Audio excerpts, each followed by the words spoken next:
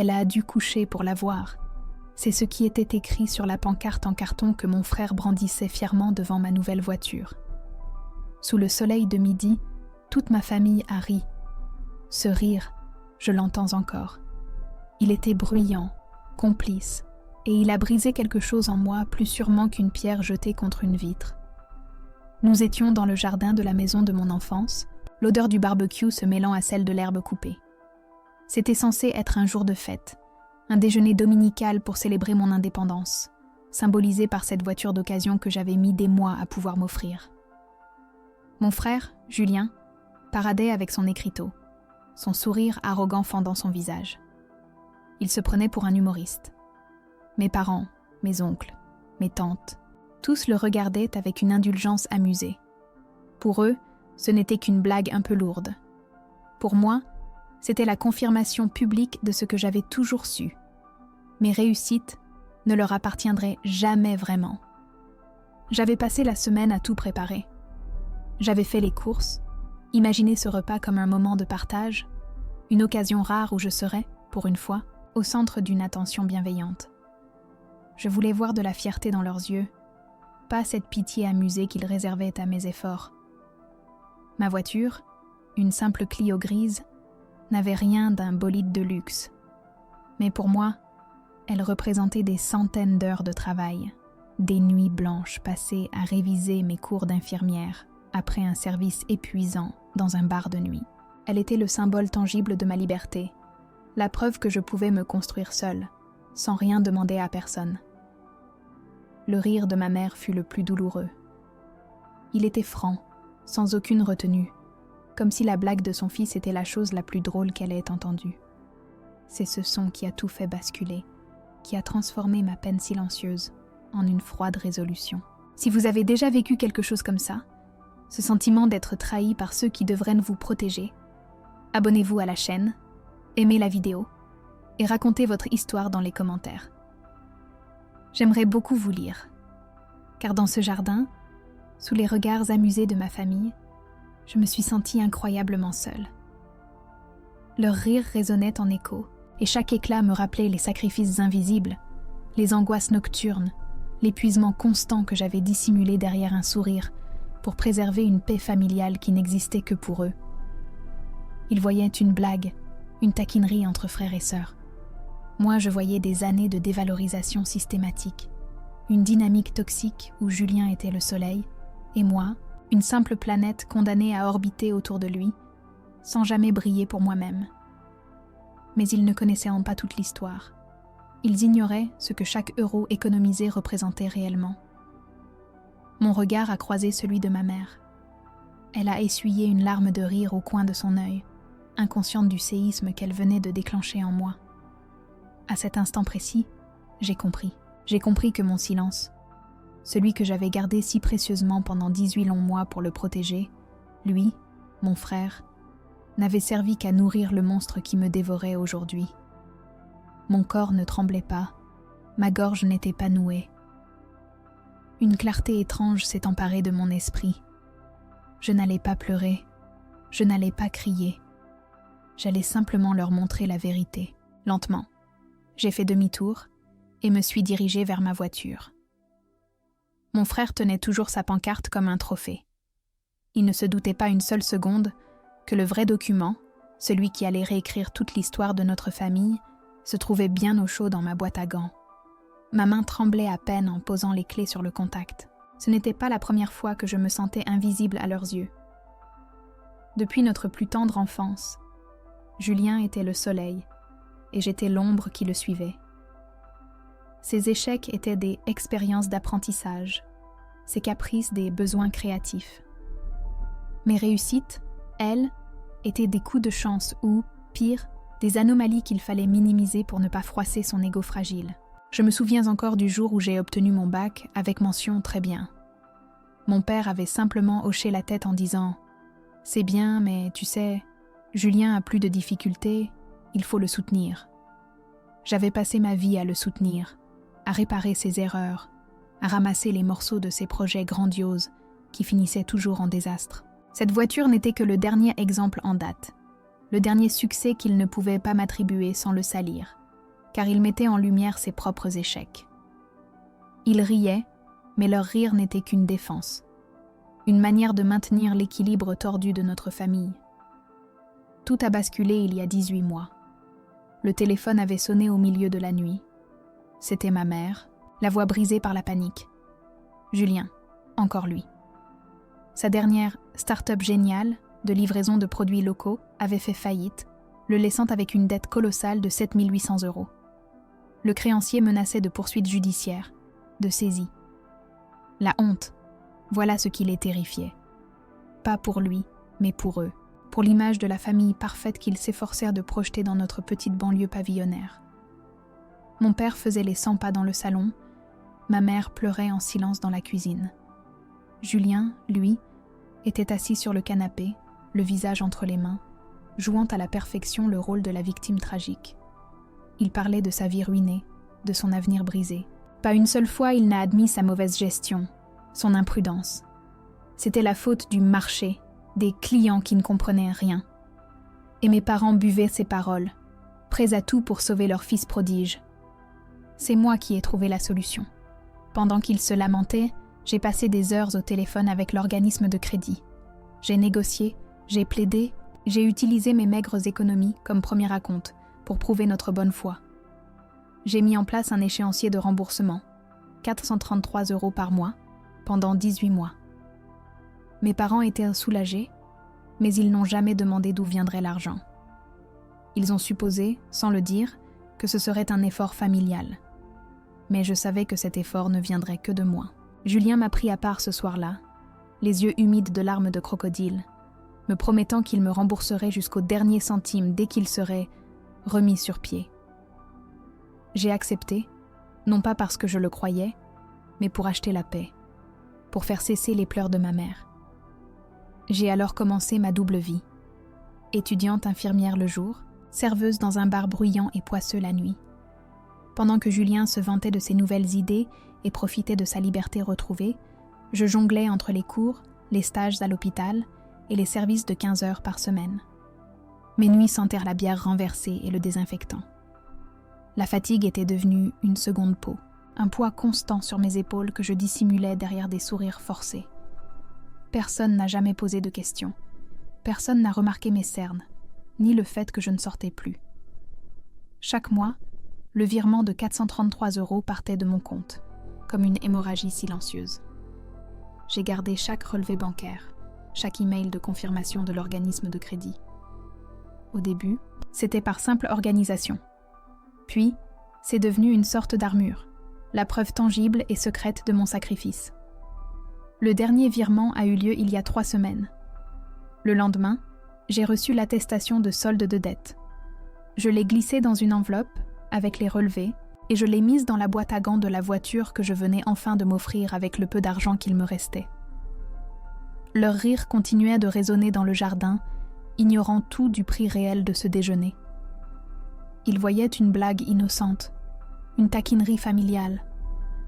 Ils ne voyaient pas les nuits blanches, l'épuisement, l'angoisse de ne pas pouvoir joindre les deux bouts. Ils ne voyaient pas les 7 800 € de dignité que j'avais payés pour un frère qui, aujourd'hui, me crachait au visage avec un marqueur sur un bout de carton. Leur rire était le reçu de ma transaction la plus douloureuse. Ma main a trouvé le loquet de la boîte à gants. Le petit clic métallique a semblé résonner dans tout mon corps. Je n'allais pas leur montrer des larmes ou de la colère. J'allais leur montrer la facture. Le prix exact de leur ignorance et de leur complicité. Car ce qui se trouvait à l'intérieur de cette enveloppe n'était pas seulement du papier, c'était le poids de leur dette morale, et l'heure était venue pour eux de la régler. Le rire s'est lentement estompé, laissant derrière lui un silence lourd et gêné, bien plus assourdissant que le bruit qu'il avait remplacé. Ma mère s'est approchée de moi, non pas avec des excuses dans les yeux, mais avec un soupir d'exaspération à peine voilé. Ces mots, qui se voulaient apaisants, étaient en réalité du poison distillé avec une fausse douceur. « Léa, franchement, ce n'était qu'une blague. Ne gâche pas la journée pour tout le monde. » En disant cela, elle a machinalement ajusté le col de ma chemise, comme si j'étais une enfant capricieuse qui avait renversé son verre. Ce geste, si petit, si condescendant, a tout clarifié. À leurs yeux, ma douleur n'était qu'un désagrément, une perturbation dans leur scénario parfait de famille heureuse. Mes sentiments n'avaient aucune importance. Seule l'apparence de l'harmonie comptait. Mon silence n'était pas interprété comme de la dignité, mais comme de la bouderie. Elle attendait que je sourie, que je joue le jeu, que je valide la blague pour les absoudre tous de leur cruauté passive. Ma poitrine s'est serrée, non pas de tristesse, mais d'une colère froide et tranchante. Voyant l'intervention de ma mère comme une victoire et une validation de son comportement, Julien s'est approché à son tour, son arrogance entièrement restaurée. Il a eu l'audace de passer un bras autour de mes épaules, comme si nous étions les meilleurs amis du monde partageant un secret. « Allez, sœurette, ne fais pas cette tête », a-t-il murmuré, son haleine sentant le vin du déjeuner. C'était pour rire. Puis est venue l'estocade, la demande qui a pulvérisé le dernier fil de ma retenue. « D'ailleurs, puisque tu as des roules maintenant, tu pourrais nous déposer en ville ce soir, moi et les potes. On a une grosse soirée de prévue. » Le temps a semblé se suspendre. Il était en train de me demander d'utiliser ma voiture. Cette voiture, celle qu'il venait de souiller publiquement, celle qui avait été payée par ma sueur et sa propre dette, pour lui servir de taxi personnel. Le degré de son inconscience, de son droit acquis et inébranlable, était tout simplement à couper le souffle. Il ne voyait pas une personne blessée, mais une ressource à sa disposition. À cet instant précis, quelque chose en moi s'est brisé pour de bon. Ce ne fut pas un fracas audible, mais un claquement silencieux, net et définitif. Tout l'espoir que j'avais secrètement nourri, l'espoir d'obtenir un jour une once de reconnaissance, un simple « bravo » sincère de leur part, s'est complètement évaporé.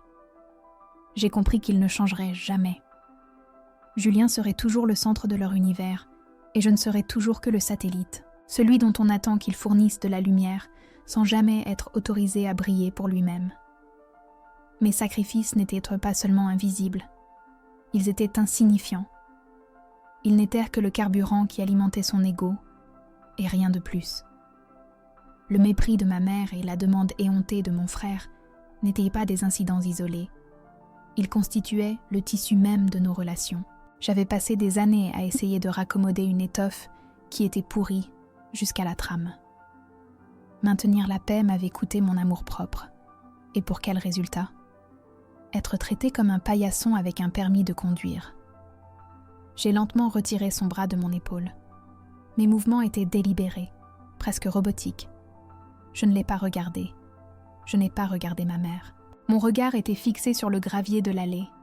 Les petits cailloux me semblaient incroyablement détaillés, chacun étant une entité distincte et tranchante.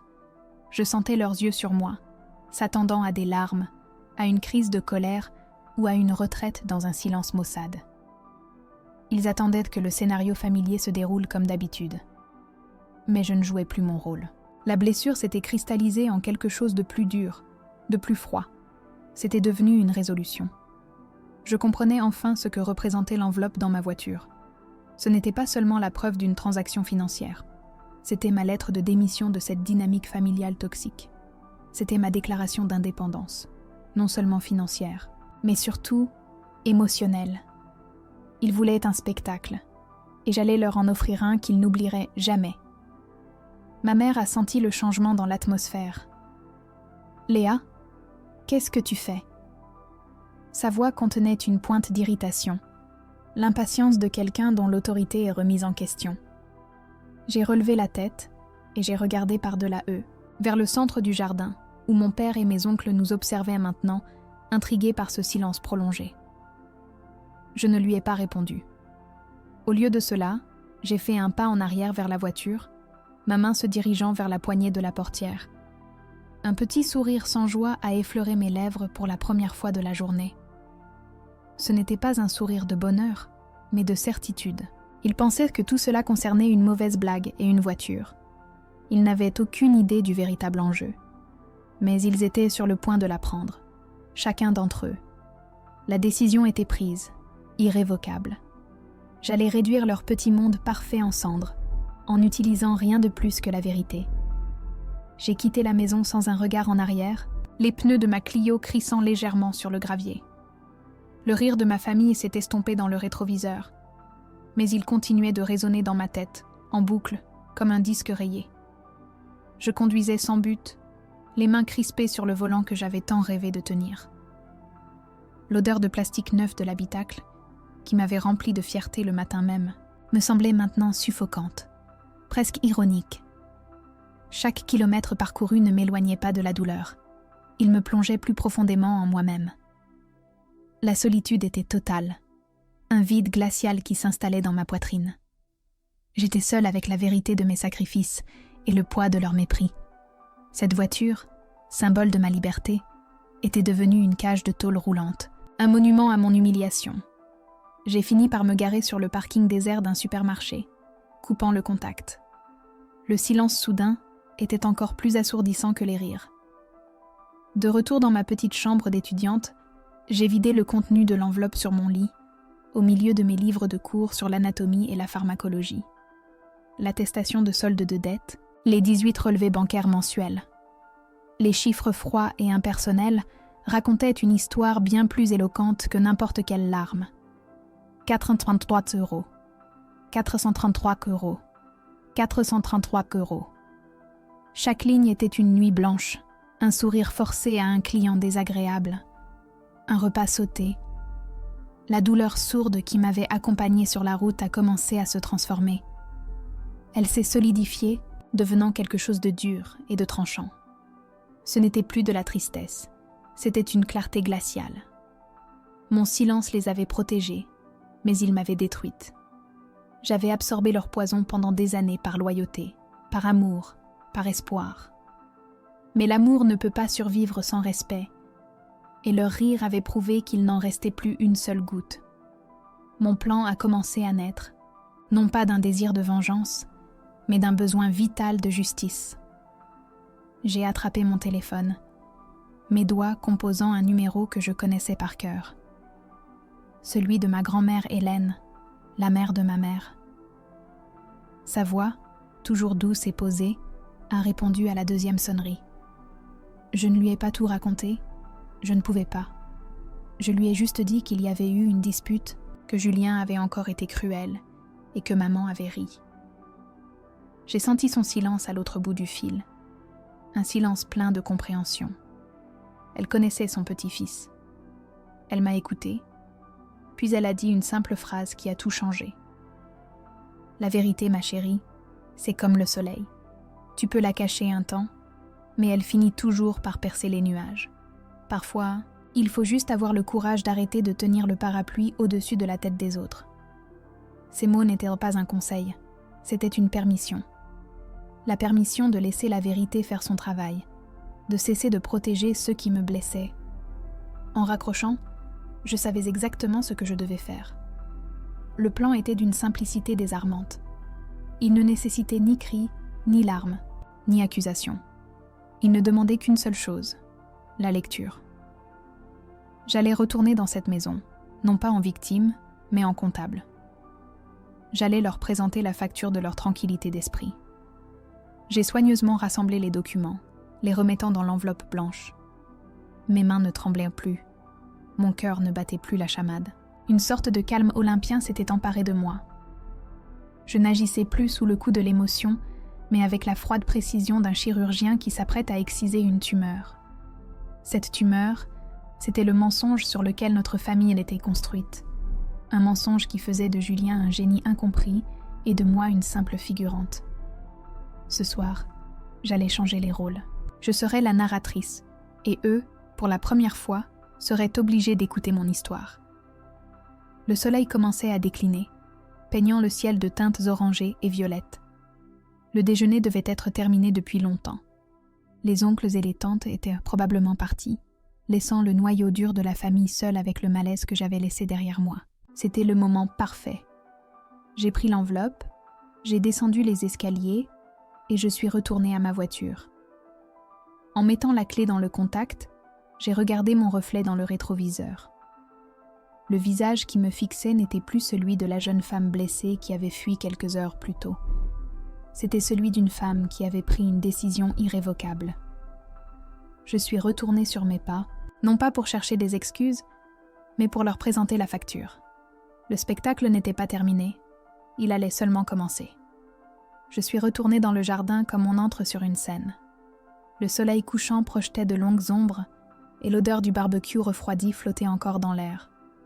Ils étaient tous là, près de la table du déjeuner, en train de débarrasser mollement. Leurs rires avaient cessé, remplacés par un silence tendu, plein de reproches muets à mon égard. Mon père m'a vu le premier, son visage s'est durci. Ma mère a posé une pile d'assiettes avec un bruit sec, son regard me fusillant. Seul Julien souriait encore, un sourire suffisant de vainqueur.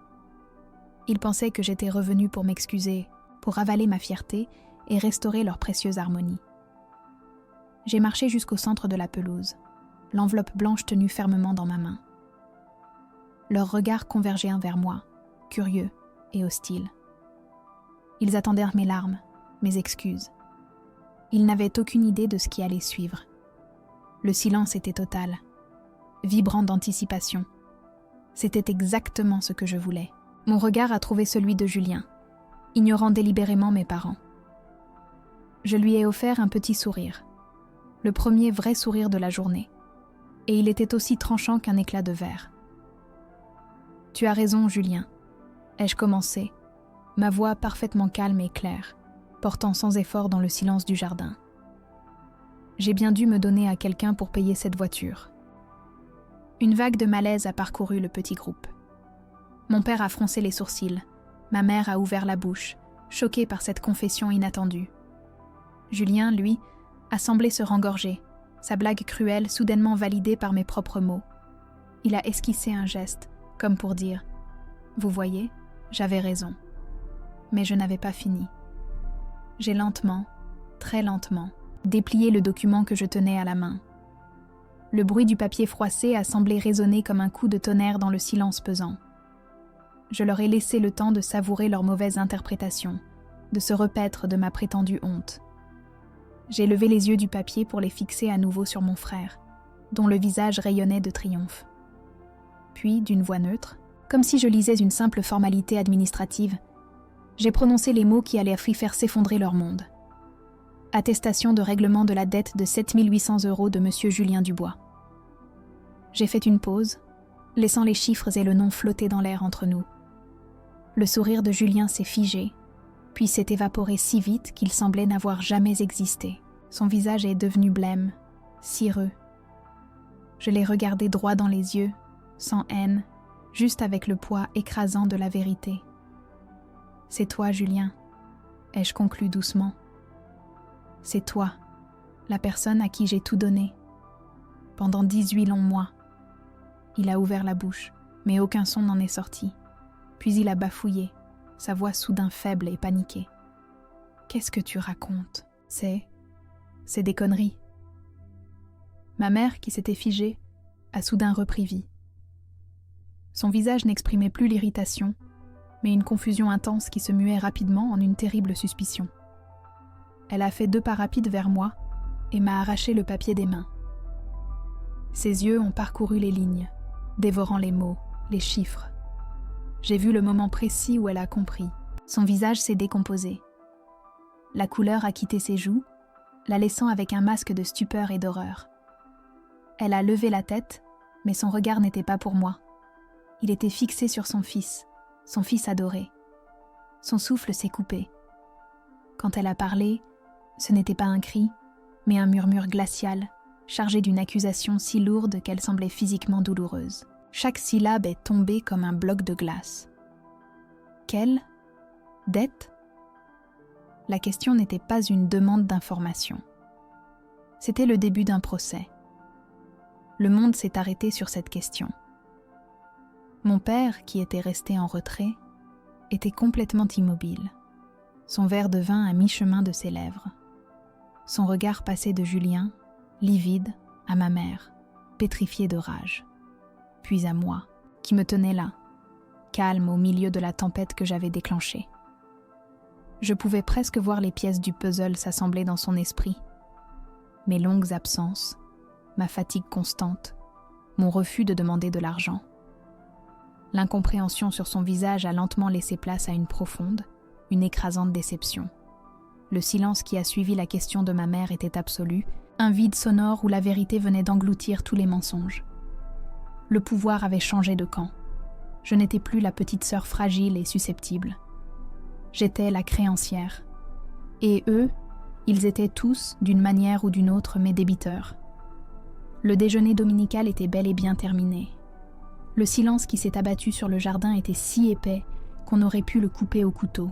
Le visage de Julien s'est littéralement effondré, passant de la suffisance à une panique abjecte en une fraction de seconde.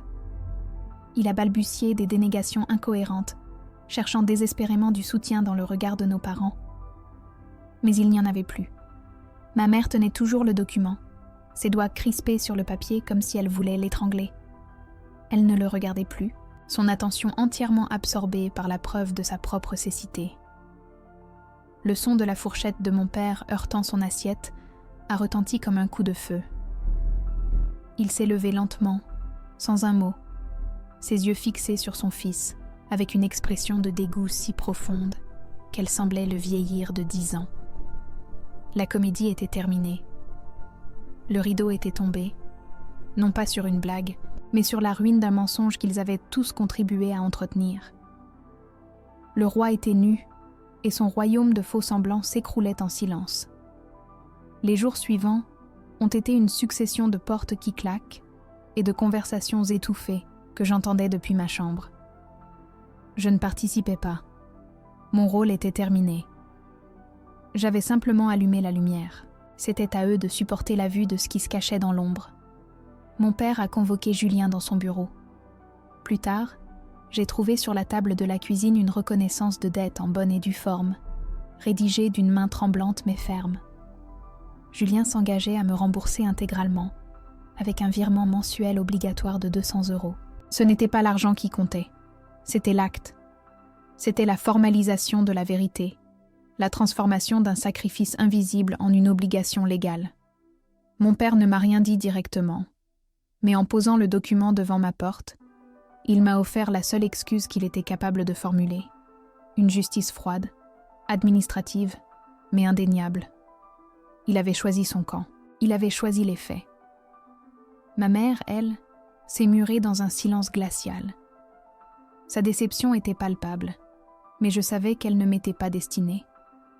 Elle pleurait la perte de son illusion, le deuil de l'image parfaite de son fils prodige.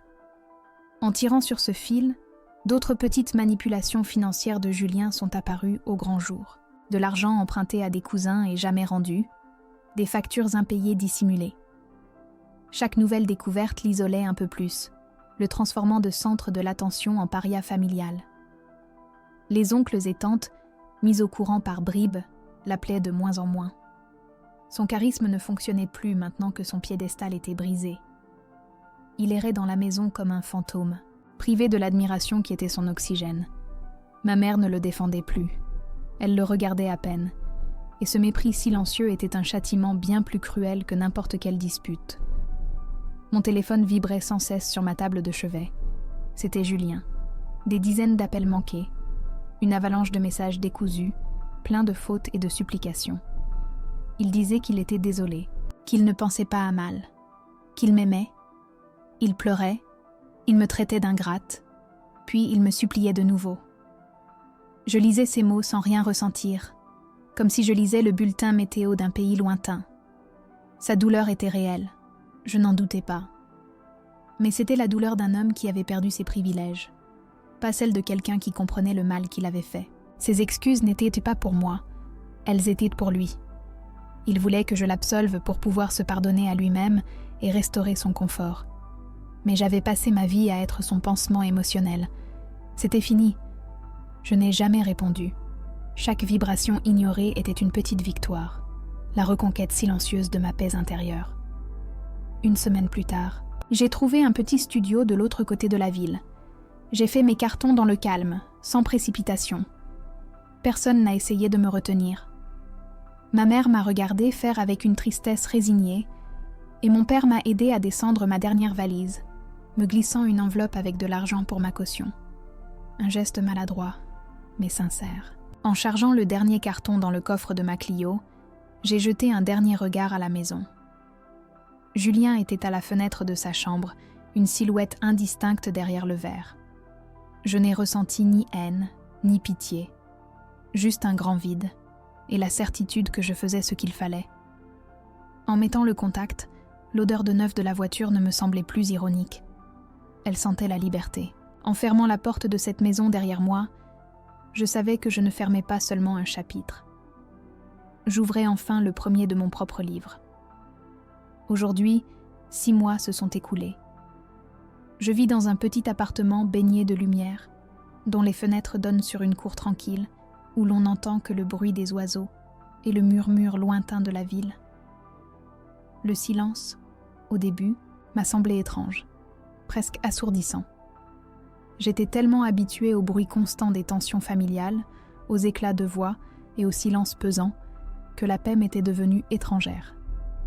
Chaque premier du mois, je reçois un virement de 200 € de la part de Julien. Ce n'est pas de l'argent de pardon, c'est une transaction. Je le vois apparaître sur mon relevé de compte, sans joie ni amertume, comme une simple ligne comptable qui vient solder une dette. Ma Clio est garée en bas. Je l'utilise tous les jours pour aller à l'hôpital. Et elle n'est plus un symbole d'humiliation ou de victoire. Elle est juste une voiture. Un outil qui me permet d'avancer, littéralement, vers la vie que je suis en train de me construire, loin du jardin de mon enfance. J'ai revu ma mère une fois, par hasard, dans une épicerie. Nous nous sommes regardés un instant, de part et d'autre du rayon des fruits et légumes. Il n'y avait plus de colère dans ses yeux, seulement une immense tristesse lasse. Elle m'a demandé si j'allais bien, et j'ai répondu que oui, sans en rajouter. Nous n'avons pas parlé de Julien. Nous n'avons pas parlé de ce dimanche-là. Nous savions toutes les deux que certaines choses, une fois brisées, ne peuvent être réparées. Elles peuvent tout au plus être mises de côté. Je ne lui en veux plus. Pas vraiment. Je comprends qu'elle était elle aussi prisonnière d'une histoire qu'elle n'avait pas écrite. Mais je ne peux plus faire partie de cette histoire. Mon départ n'était pas un acte de vengeance, mais un acte de préservation. J'ai choisi de sauver la seule personne que je pouvais encore sauver dans cette famille, moi-même. Le lien du sang est une chose puissante, mais il ne doit jamais devenir une chaîne. J'ai appris la leçon la plus difficile et la plus importante de ma vie ce jour-là. J'ai appris que le silence que l'on s'impose pour acheter la paix est une illusion. Ce n'est pas la paix, c'est une trêve payée au prix de son propre respect. En protégeant les autres de la vérité, je m'étais enfermée dans une cage de non-dits, devenant la gardienne silencieuse de leurs mensonges et de mes propres souffrances. La vérité, même si elle est brutale, est libératrice. Elle ne détruit pas, elle révèle ce qui était déjà cassé. Elle nettoie. Parler n'a pas été un acte de cruauté, mais un acte de survie. C'était la première fois que je choisissais ma dignité plutôt que leur confort. Et cette décision a tout changé. J'ai compris que fixer des limites n'est pas égoïste. C'est une nécessité vitale pour ne pas se laisser dévorer par les besoins et les failles des autres. Mon travail d'infirmière est devenu mon ancre. Chaque jour, je suis confrontée à la douleur, à la fragilité de la vie, mais aussi à une force et une résilience incroyables. Quand je tiens la main d'un patient angoissé ou que je partage un sourire avec un collègue après une garde difficile, je ressens une forme de validation que ma famille n'aurait jamais pu m'offrir. C'est une reconnaissance authentique, basée sur mes compétences, mon empathie, mes actes. C'est réel. Je ne cherche plus l'approbation dans les yeux des autres, car je la trouve dans le sens que je donne à ma propre vie. J'ai appris à être fière de moi, non pas pour ce que je possède, mais pour ce que je suis devenue. Une femme qui a transformé ses cicatrices en force et qui sait que sa valeur ne dépend du jugement de personne. C'est une liberté intérieure que rien ni personne ne pourra plus jamais me retirer. Parfois, la nuit, je repense à ce déjeuner dans le jardin. L'image est lointaine, presque floue, comme une scène d'un film que j'aurais vu il y a longtemps. La colère a disparu, laissant place à une sorte de sérénité mélancolique. J'ai pardonné, non pas pour eux, mais pour moi. Pardonner ne signifie pas oublier ou excuser. Cela signifie refuser de laisser leur toxicité continuer à empoisonner mon présent. Je ne sais pas si notre famille se réunira un jour, ni si je reverrai mon frère. Mais ce n'est plus ma préoccupation. Ma préoccupation, c'est de continuer à avancer sur ma propre route, au volant de ma propre vie.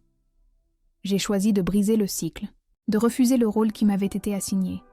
Ma plus grande victoire n'est pas d'avoir eu raison, mais d'être enfin en paix. Et vous, qu'auriez-vous fait à ma place ?